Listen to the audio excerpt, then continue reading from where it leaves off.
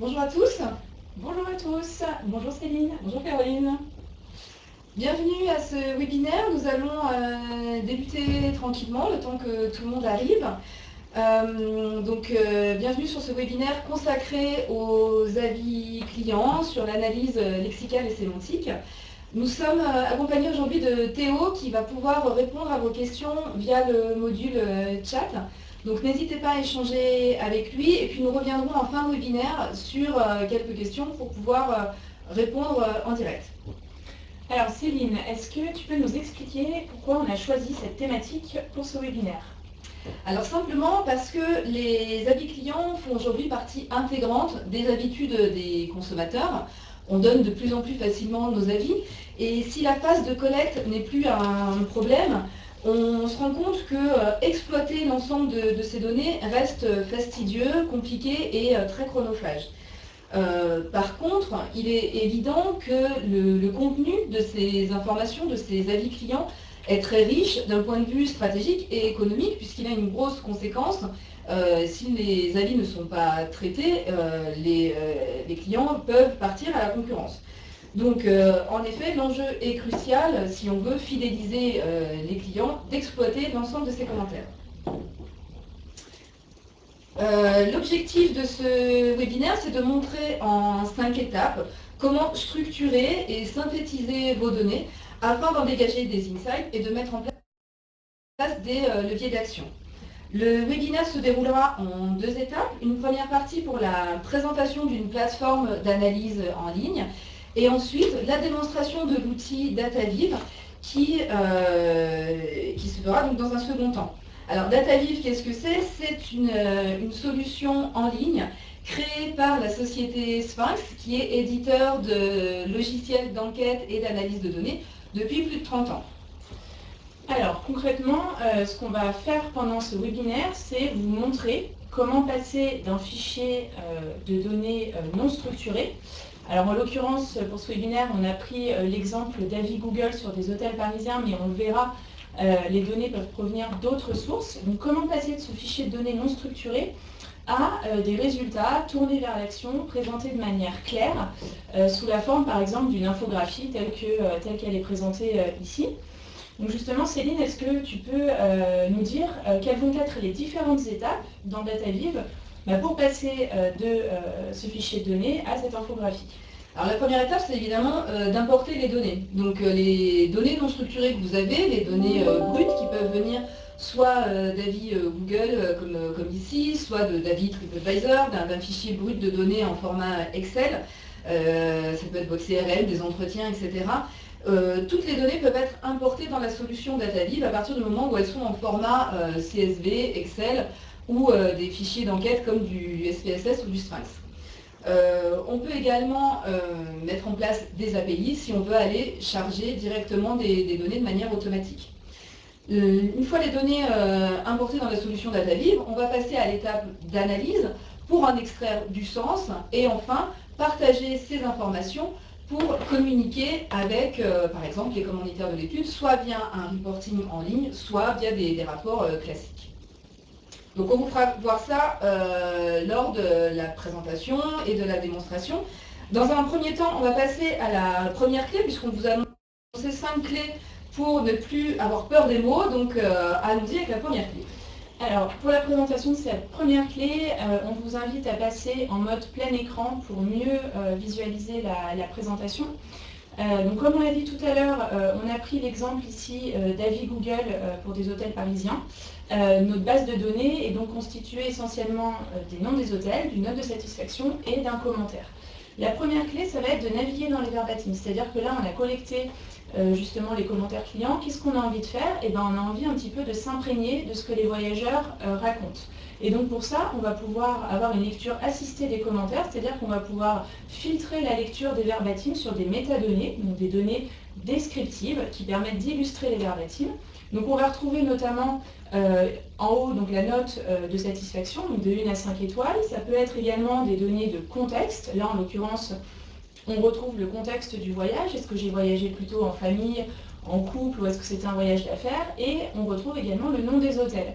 Donc je vais pouvoir, grâce au côté dynamique et interactif de DataViv, je vais pouvoir, par exemple, en cliquant sur une étoile, sur le voyage d'affaires et le grand hôtel, par exemple, prendre connaissance des verbatims correspondants. Et donc, si on regarde un petit peu de quoi on parle, eh bien, on voit que ce qui revient, c'est des problèmes de propreté, des problématiques liées à la réservation, la chambre microscopique, etc. Donc, ça nous donne déjà un premier aperçu de ce que les voyageurs racontent. Alors, petit aparté sur toute la présentation qu'on va vous faire, au niveau de la mise en page, tout est entièrement personnalisable dans DataViv. Donc, vous allez pouvoir intégrer tous les éléments d'agrément visuel, que ce soit des logos, des images, personnaliser la couleur, la charte graphique. Et on le verra, voilà, l'objectif c'est vraiment de travailler dans un environnement qui soit convivial, on le reverra tout à l'heure lors de la démonstration. Et cette mise en page, vous pouvez ensuite l'enregistrer pour pouvoir la réutiliser pour d'autres projets.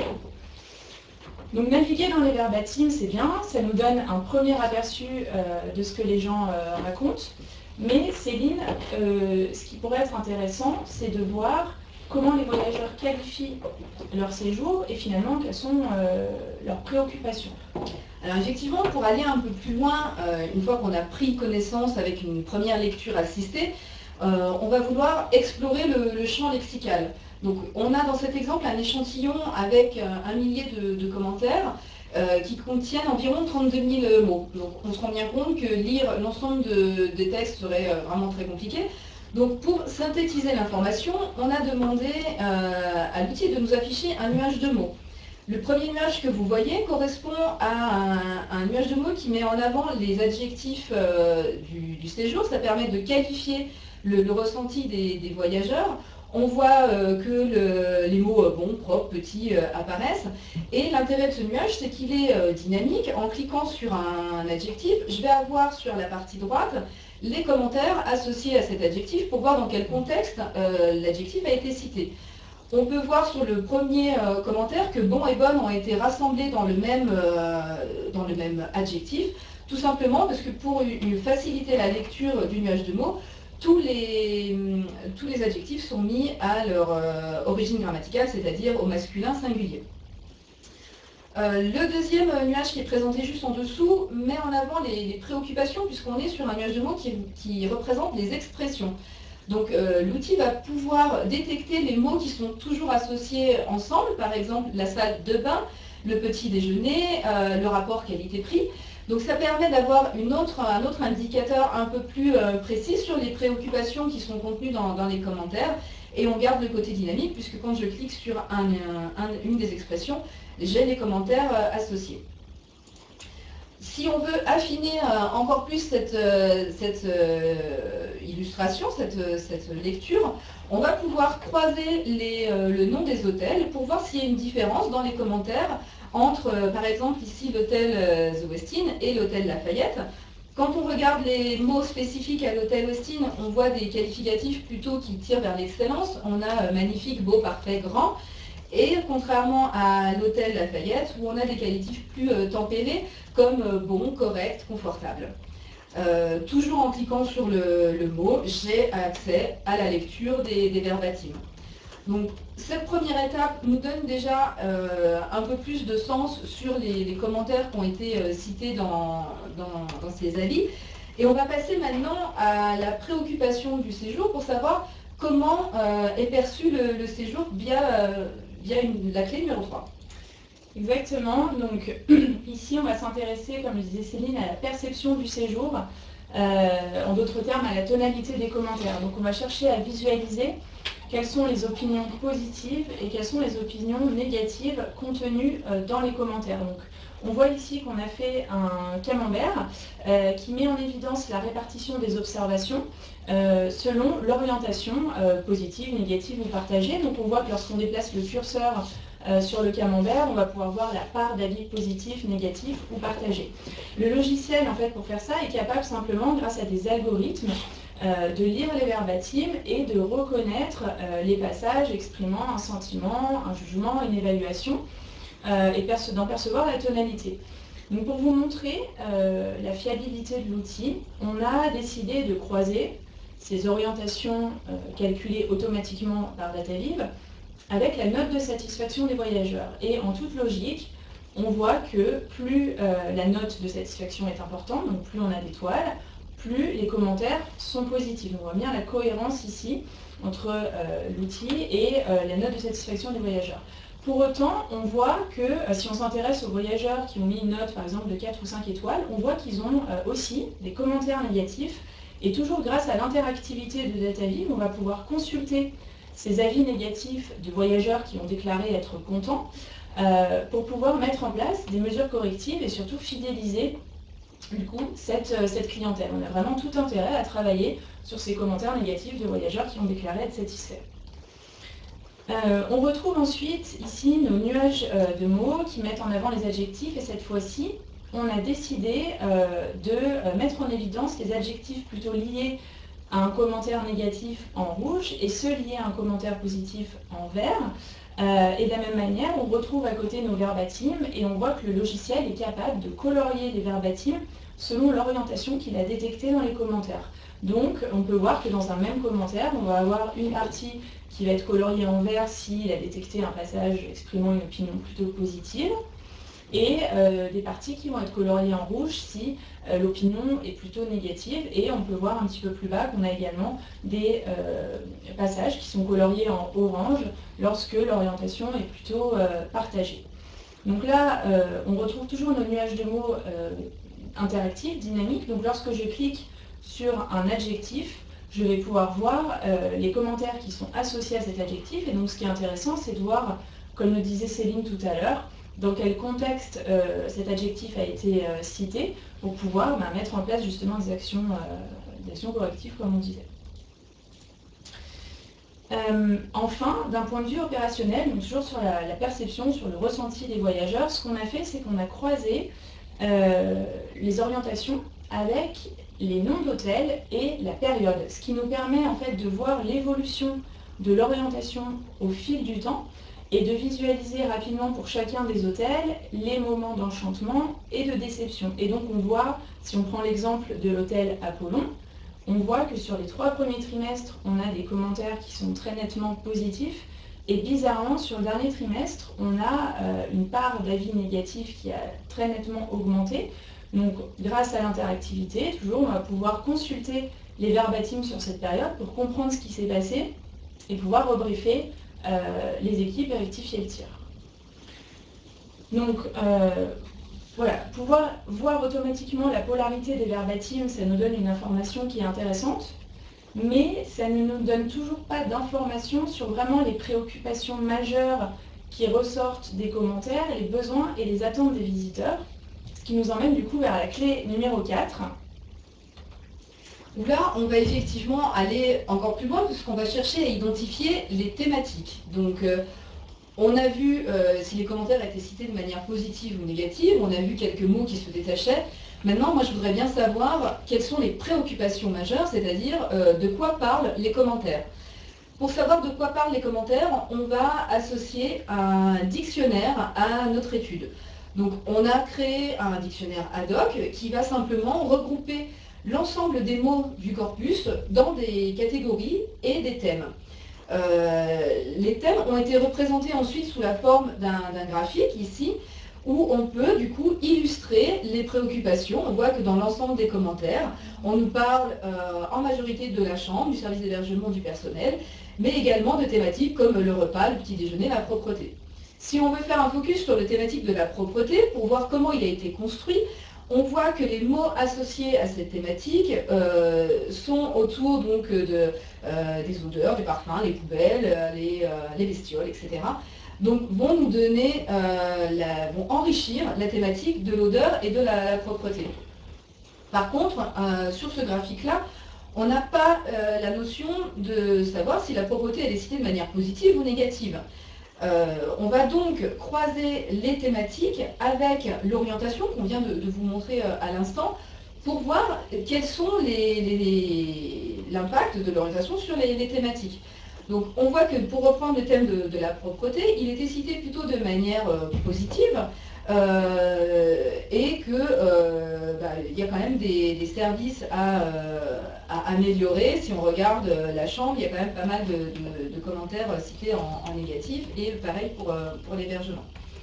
Donc ce graphique nous permet de rentrer dans l'opérationnel et de mettre en place des actions correctives.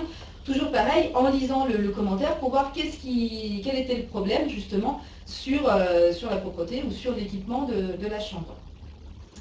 Le fait d'avoir une vision globale de toutes ces thématiques peut également nous donner une orientation sur tout le parcours client, c'est-à-dire de voir sur quelle étape du parcours client je vais pouvoir m'améliorer. Est-ce que c'est au niveau de la réservation ou du repas qui peut être pris dans l'établissement.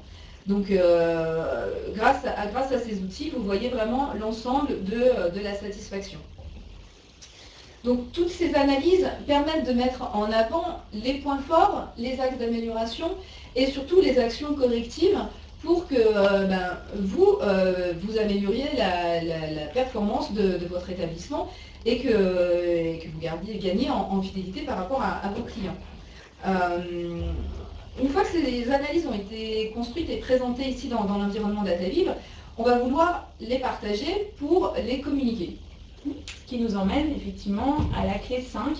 Donc tout l'enjeu, une fois qu'on a effectué ces analyses, c'est de pouvoir les partager et les communiquer de manière claire avec les commanditaires de l'étude. Ça peut être aussi les responsables des différents services, ça peut être même dans le cadre d'une enquête interne, par exemple, partager les principaux indicateurs avec les salariés de l'entreprise, par exemple.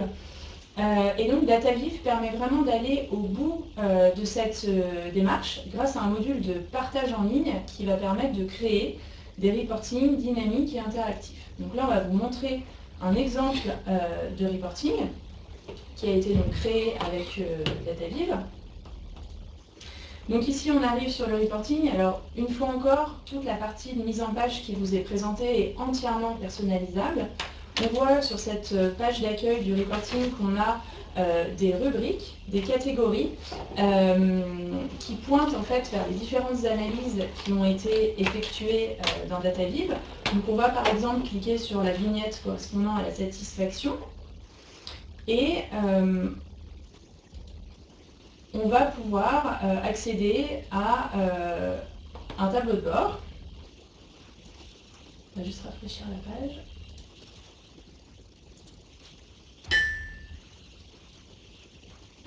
Voilà, donc on accède ici au tableau de bord. Donc on retrouve ici, par exemple, le motif du voyage, la région d'origine des visiteurs. Donc on a toujours ce côté dynamique et interactif dans le reporting. Donc quand je clique, par exemple, sur le motif du voyage, j'ai l'ensemble de mes graphiques qui vont se mettre à jour, filtrés sur, par exemple, les vacances. On a mis en place juste en dessous donc, un comparatif, par exemple, la note de satisfaction entre les différents hôtels sous forme de graphique en radar. On a voulu montrer aussi l'évolution de la satisfaction dans le temps via une courbe, et on peut faire des analyses un petit peu plus avancées. Donc là, notamment via une AFC, on a réalisé une typologie des voyageurs, où on voit que globalement, on a trois groupes qui se distinguent. Les voyageurs qui sont plutôt enchantés de leur séjour, qui ont séjourné à l'hôtel Cube et à l'hôtel Westin. Donc on voit qu'ils qualifient leur séjour d'excellent, d'agréable, de parfait, de superbe. On va avoir en rouge les voyageurs qui sont plutôt déçus de leur séjour, qui ont séjourné majoritairement à l'hôtel Seven et au Grand Hôtel de Paris. Donc eux, ils ont qualifié leur séjour plutôt de bruyant et de sale. Et puis les voyageurs un petit peu entre les deux, qui ont eu un séjour plutôt conforme, qui ont séjourné en priorité donc, à l'hôtel Montparnasse, et voilà, qui eux ont déclaré avoir eu un séjour correct, calme, etc. Et puis on a mis en place aussi une petite analyse pour voir ici le classement des hôtels. Donc voilà, une fois encore, c'est un exemple de tableau de bord. Ce qu'il faut avoir en tête, c'est qu'on peut vraiment faire les analyses des plus simples aux plus avancées avec DataViv, que ce soit effectivement sur la partie d'analyse textuelle et sémantique comme on le montre là, mais également sur la partie d'analyse statistique, et croiser évidemment les deux. Donc ce reporting, on peut gérer les accès, c'est-à-dire qu'on peut mettre en place pour y accéder un login et un mot de passe pour protéger, et on peut paramétrer également des accès personnalisés pour permettre de filtrer l'accès aux données selon des profils d'utilisateurs. Donc au-delà du partage, voilà, donc on le voit ici en effet, sur la page qu'on vous montre ici, on a une page qui permet vraiment de gérer les accès au reporting.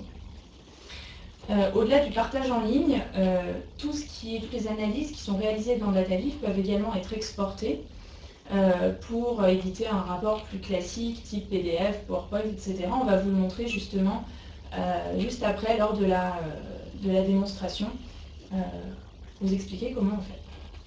Donc la présentation est maintenant terminée. Je vous propose de rentrer donc, dans l'outil DataViv et de passer à la partie de démonstration.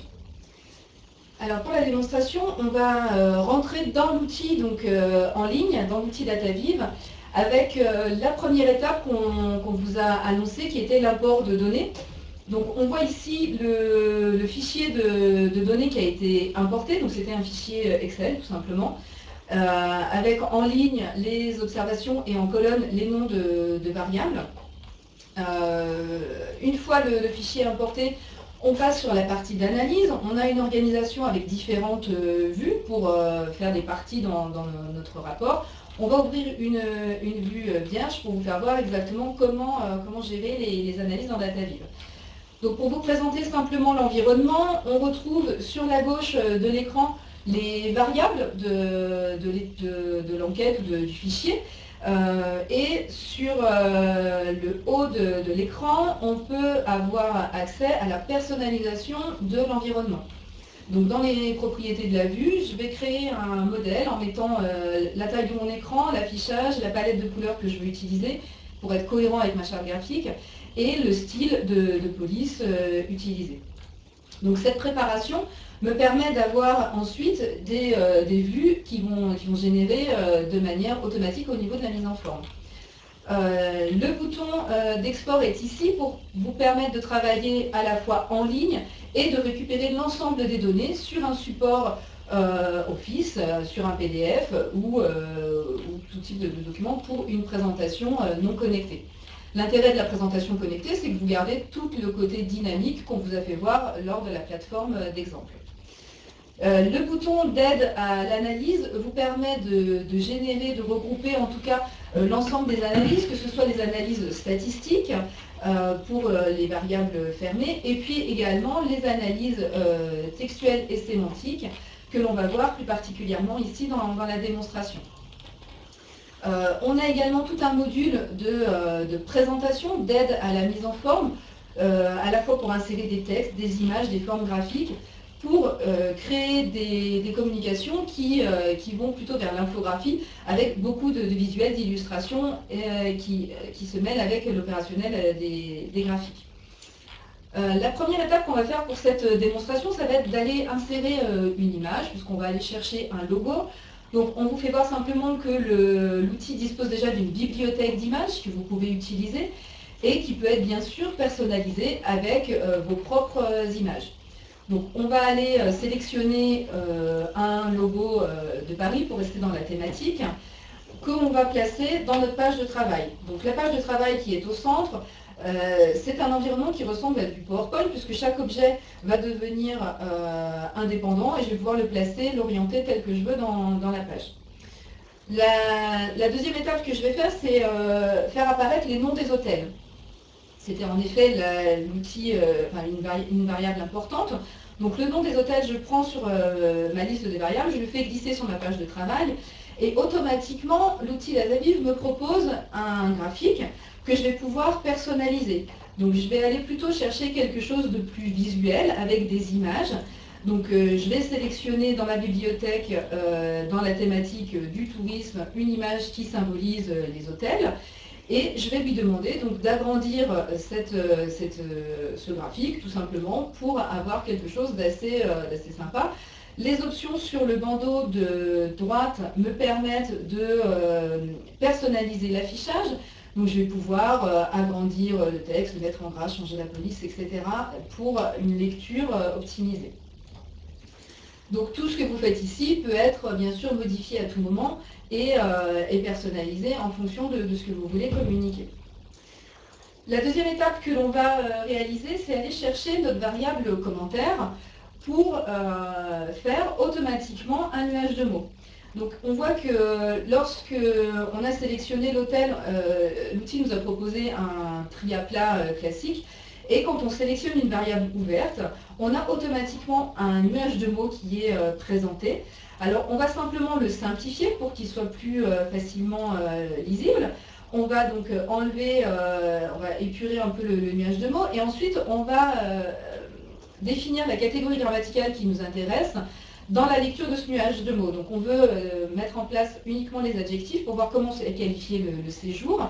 Et puis, sur la partie des verbatims, à droite, on a également accès à des options de lecture pour qualifier le commentaire avec, par exemple, le nom de l'hôtel, la date, et rappeler la note de satisfaction pour avoir une lecture très synthétique des commentaires, avec toujours le côté dynamique, puisque quand je clique sur le nuage, le verbatim est associé automatiquement.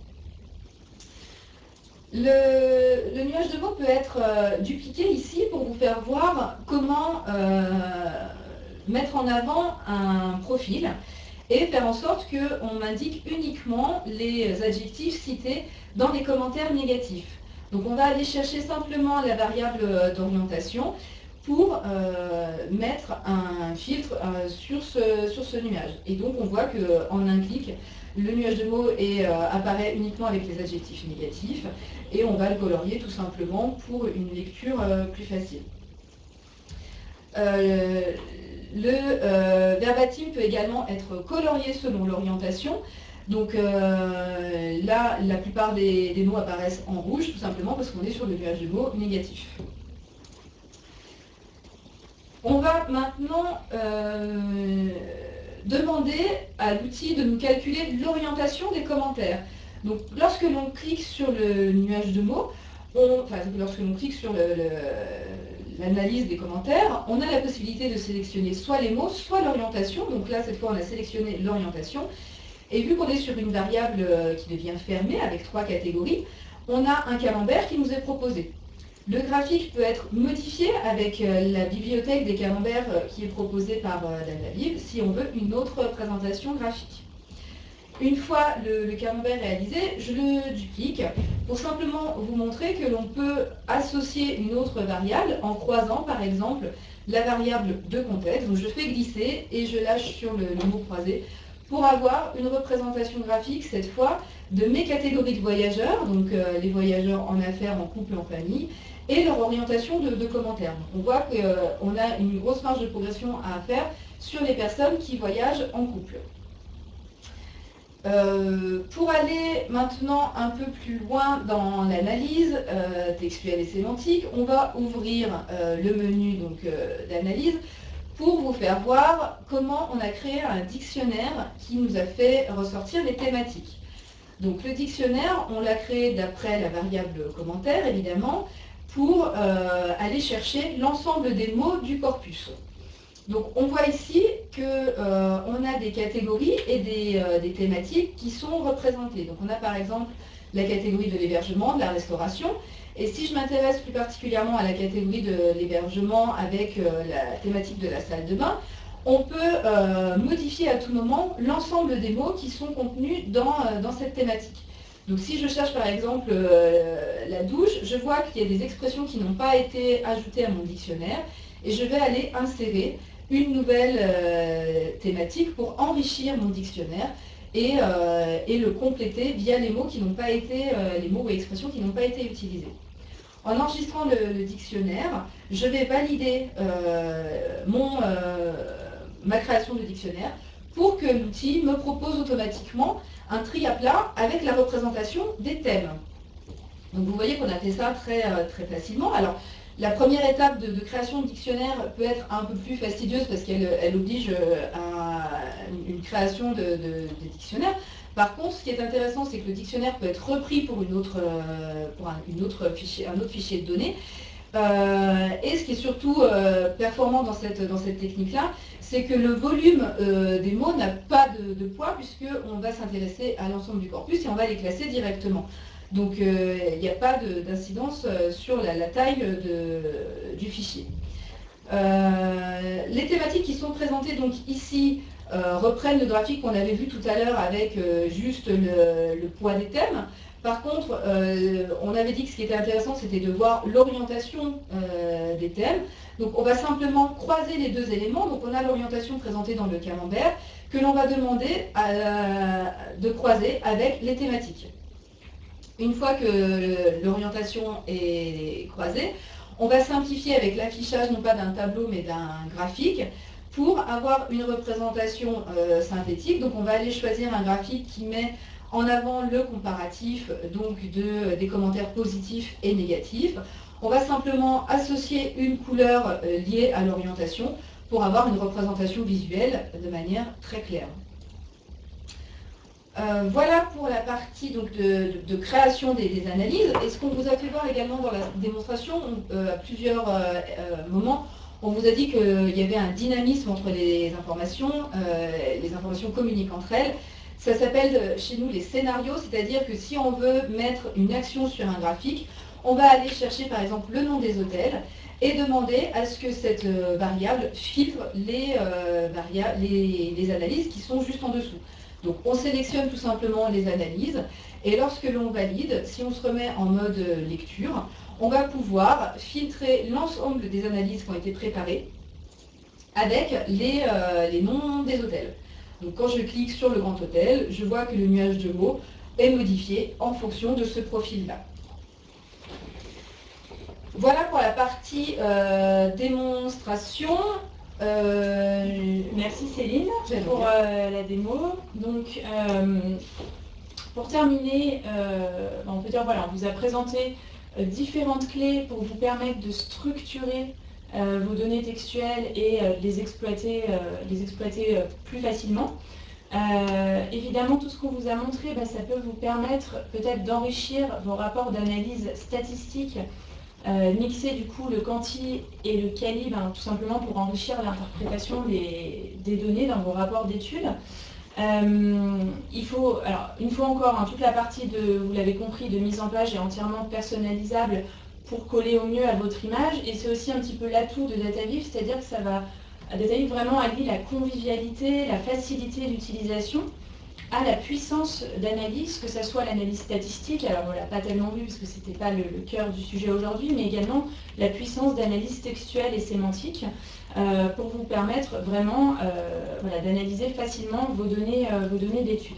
Donc nous aujourd'hui on a pris l'exemple d'avis clients dans des hôtels parisiens.